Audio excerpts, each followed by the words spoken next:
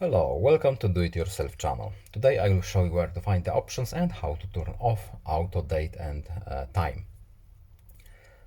So to set the date and time that we want, we have to go to the settings, then we need to scroll all the way down to general management options right here, and our date and time options are right here. So to change time, we first have to disable automatic date and time, and now we can set our time and date however we want.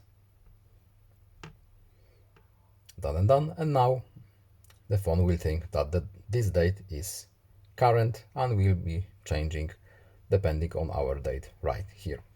If we enable it back again, our time will come back.